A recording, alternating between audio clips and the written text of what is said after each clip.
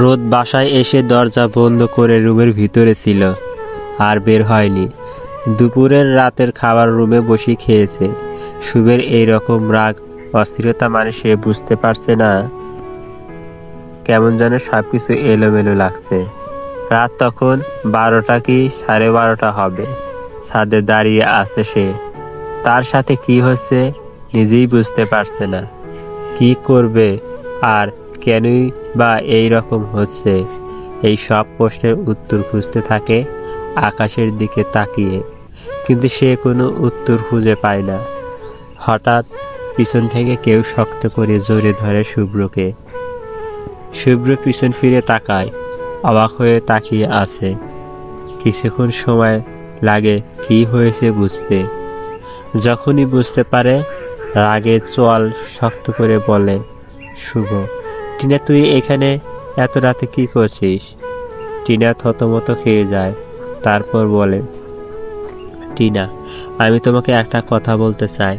শুভ ভাই। শুভের ভ্রু কুঁচকে তাকায়, এত রাতে কি এমন কথা বলবে? টিনা, আমি তোমাকে ভালোবাসি শুভ ভাই, আই লাভ ইউ বলেই শুভ্রকে জড়িয়ে ধরে। শুভ্র রেগে গিয়ে ধাক্কা দিয়ে নিজের থেকে সরিয়ে ঠাস করে থাপ্পড় মারে। থাপ্পড়ে তাল সামলাতে না পেরে টিনা নিচে পড়ে যায়। শুভ্র রাগে কটমাট করতে করতে বলে, শুভ্র, তোকে আমি নিজের বোনের চোখে দেখছি সবসময়, আর তুই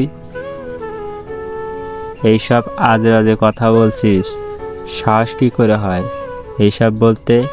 টিনে গালে হাত দিয়ে দাঁড়িয়ে আছে। শুভ আবার বলে ওঠে, শুভ্র, নেক্সট টাইম যদি দেখি এইসব বলতে তো জানে মেরে দেব। শুভ ছাদ থেকে নিচে চলে যায়। টিনার ঘুম আসছিল না, তাই সে পানি খেতে আসছিল ড্রয়িংয়ের দিকে।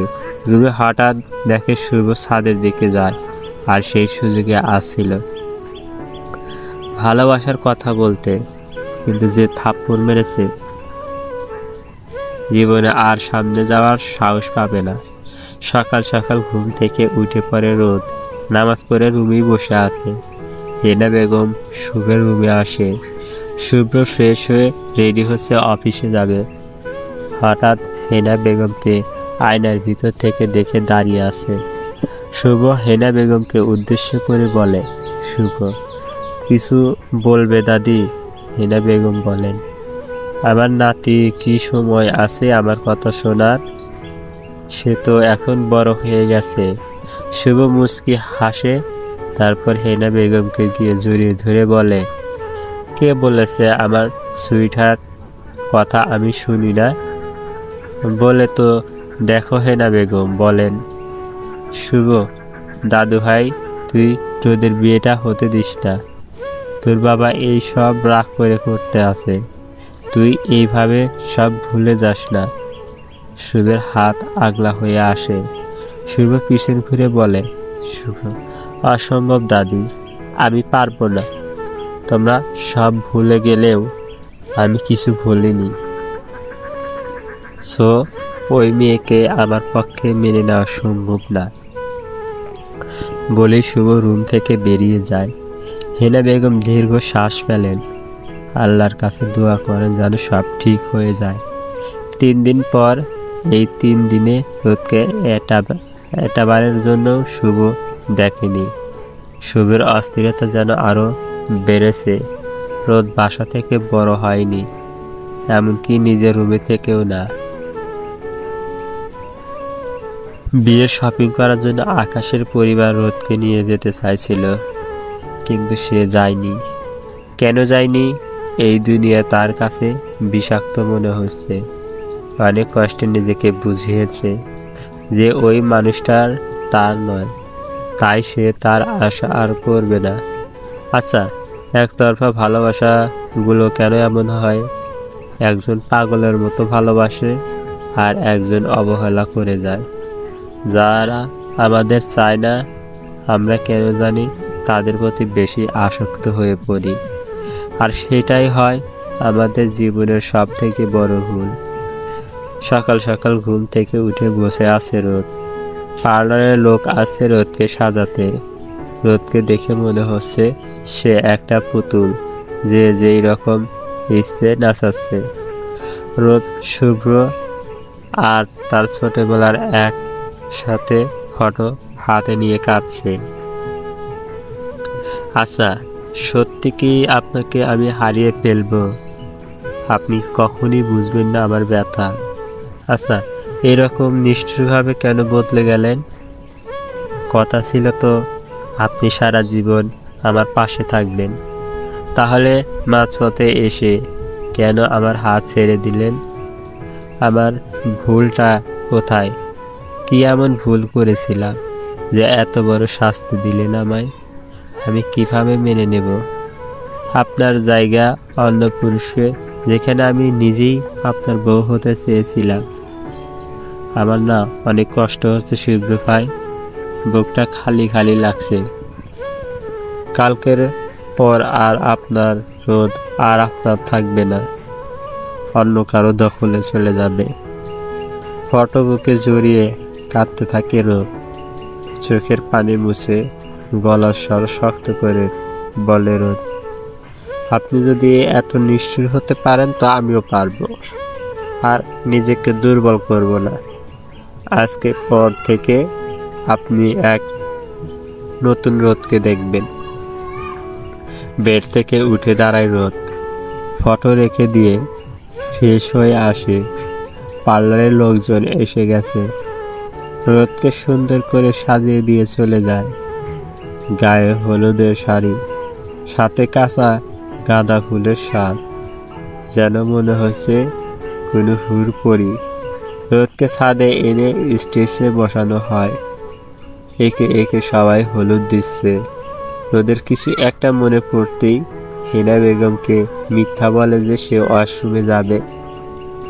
মিথ্যা বলে নিচে চলে আসে, একটা রুমের সামনে দাঁড়ায়। রুমের দরজা হালকা কাঁপানো ছিল। দরজা খুলে ভিতরে প্রবেশ করে। ব্যালকনিতে আকাশের দিকে তাকিয়ে আছে শুভ্র।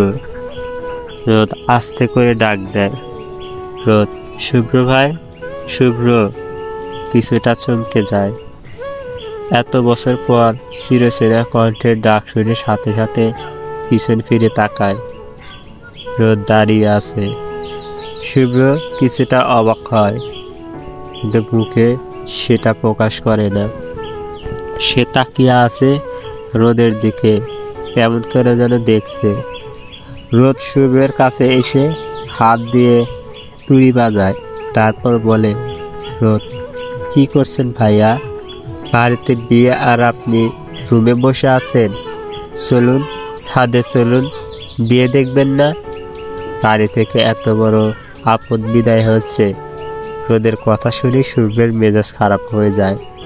রেগে গিয়ে রোদকে দেওয়ালের সাথে চেপে ধরে তারপর বলে, শুভ্র, তোর সাহস কি করে হলো আমার রুমে আসার? হ্যাঁ? রোদ, রুমে তো পায়ে হেঁটে হেঁটে এসছি, তাতে আবার সাহস লাগবে কেন? শুভ্রের মেজাজ যেন আরো খারাপ হয়ে যায়। শুভ্র, বাহ, মুখে দেখছি ফুলি ফুটছে। তা এত উন্নতি কার কাছ থেকে হলো? রোদ নিজেকে ছাড়াতে ছাড়াতে বলল, রোদ, আমার হবু জামাইয়ের কাছ থেকে। সমস্যা আপনার, ছাড়ুন আমাকে আর যেতে দিন। শুভ্র রোদের গাল চেপে ধরে আর বলে, শুভ্র, ওই মুখে অন্য কারো নাম নিবি তো জানে মেরে দেব। রোদ ফুপিয়ে কেঁদে ওঠে ব্যথায়।